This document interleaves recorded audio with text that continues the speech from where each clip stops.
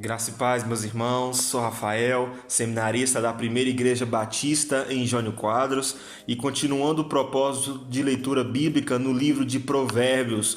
Hoje, dia 30, vamos refletir em Provérbios capítulo 30 e estive lendo aqui, separando alguns versículos para a gente falar da sabedoria do cristão, a sabedoria que cabe ao crente. O verso 5 e o 6 nos diz: toda palavra de Deus se prova verdadeira, ele é escudo para quem busca sua proteção. Não acrescente nada às palavras dele, se o fizer, ele o repreenderá e mostrará que você é mentiroso. Eu achei muito interessante, pois a palavra de Deus, a Bíblia, as Escrituras Sagradas, elas são suficientes para a edificação da nossa vida.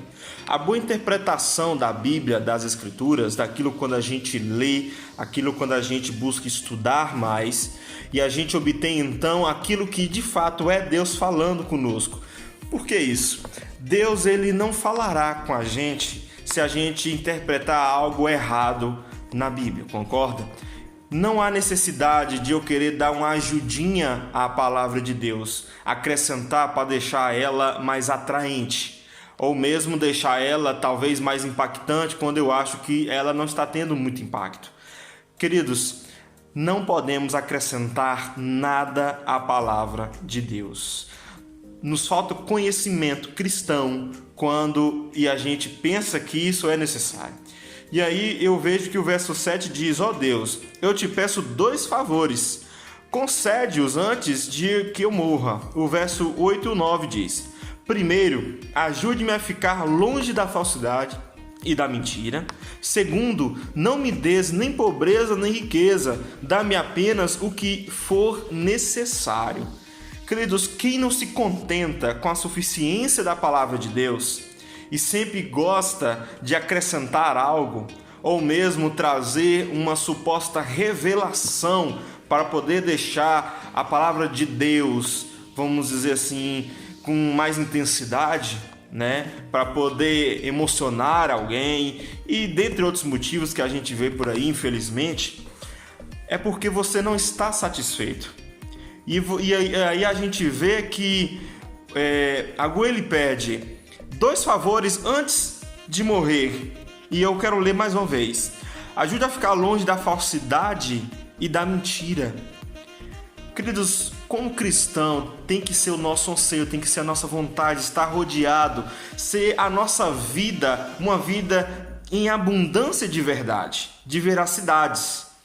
Então, se eu passo a viver uma vida na qual eu quero nutrir com coisas falsas, com coisas mentirosas, com muita fantasia, isso não é vida cristã.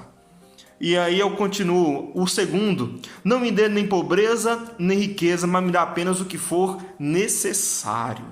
Queridos, quando você pede isso a Deus, Deus, me dê apenas o necessário.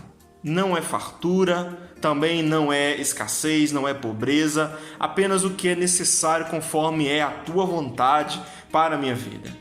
Queridos, muitas das vezes nós não achamos necessário o que nós temos em nossa vida.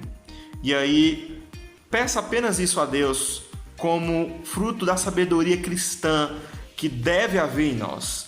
Apenas o que é necessário, apenas o que nós de fato precisamos. Aquilo que de fato no ter agradará a Deus. Porque se algo em nós possuirmos for desagradar a Deus, não vale a pena a gente obter, não vale a pena a gente continuar tendo.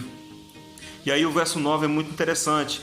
Pois se eu for ficar rico, pode ser que eu te negue e diga: quem é o Senhor? E se eu for ficar pobre demais, pode ser que eu roube e com isso desonre o nome do seu Deus. Interessante, né? Não é muito para esquecer de Deus e também não é pouco para roubar e desonrar o nome de Deus. Apenas o suficiente, porque tanto muito demais, o pouco demais vai gerar em nós frutos contrários à vontade de Deus, frutos ruins, resultados ruins em nossa vida.